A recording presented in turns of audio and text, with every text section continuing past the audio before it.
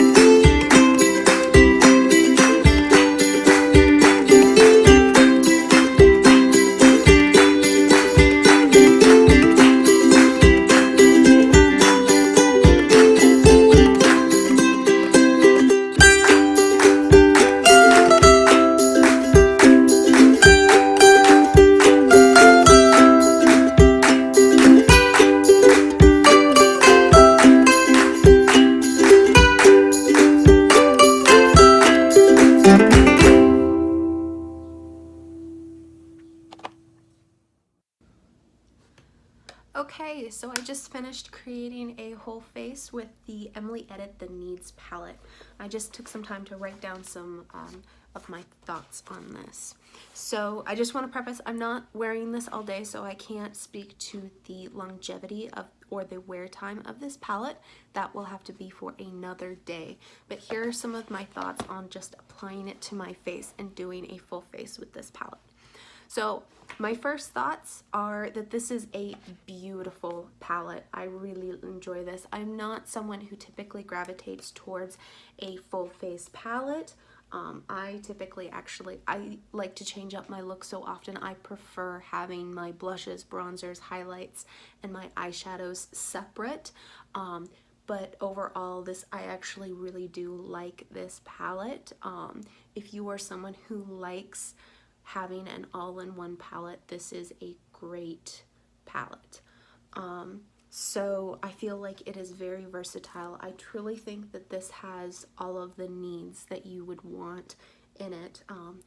I don't know if you were able to see in my video, but I was able to not only get my contour, my bronzer, blush, and highlight, and my eye look, but I was able to get a nose contour and an eyeshadow out of this. And you could, I think if you wetted this Passion or even Hope, you could get an eyeliner out of that as well. So I do truly think that you can get everything you need out of this palette. The one thing I do want to say with this palette is I don't feel like it's going to be complementary to darker skin tones or very helpful for darker skin tones. This blush Joy is very light and it does not show up, even like I had to build this up on my cheeks. If you have a darker skin tone, I don't think that that's going to show up. Courage is of course a perfect contour bronzy shade for me or someone, you know, around my skin tone, but if you are darker, I don't think that that's going to be much of a bronze shade. And then Gratitude, the highlight is beautiful highlight, much more subtle. It's not a very impactful highlight, but you can build it up, and I'm sure you could probably wet it to get an even more impactful. But it is a much more light toned highlight that is complementary most of the time, from what I hear, towards lighter skin tones. If you have a darker skin tone, you may not like that type of a highlight. Once again, with that, it's just really going to depend upon your preferences. But overall, the quality is there. I really like this palette.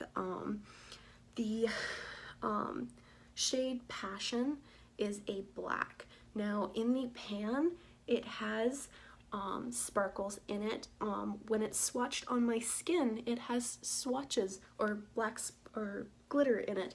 But when I put it on my lids, I saw no sparkles. I see no sparkles right there, which is why I felt comfortable to put it in my eyebrows. And there I don't see any glitter either so far. So that's something to keep in mind. This pink Honesty shade looks matte to me in the pan, but swatched on my skin and then put on my eyelid, it has more of a satiny finish to it, which can be enhanced more towards a shimmer if you put the shade Gratitude over the top. And then Faith, something to keep in mind when you were working with Faith is this had a lot more pigment to it off the bat than I was expecting. So go in with a light hand and blend that out and try to build up the coverage. I got a lot more pigment than I was expecting off the bat. It did blend out really well though, so I am actually quite happy with this look that I got. So overall, the rest of the colors that I tried have nice, soft, buildable. Kindness was set my under eye area very nicely. I don't feel like it is super creasy or wrinkly. It did darken the concealer underneath, but that's typically what most powders do. So overall, I'm really happy with this. The only shade that I didn't try out was Peace. And that's just because it's just a slightly darker version of Love and Kindness, and I didn't feel the need to use that one in this look. But yeah, so those are my final thoughts on this palette. I like the fact that it has a plastic case. I feel like that, because this is an all-in-one palette, it's much more sturdier for travel. It does have a nice size mirror in it as well.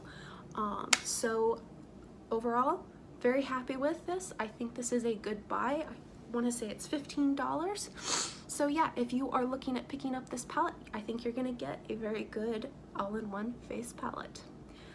So that is the end of this part of the video. Like I said in the beginning, I will be doing a different video for the Emily the Wants palette, so I can test out some of the other products that I bought at Ulta along with it.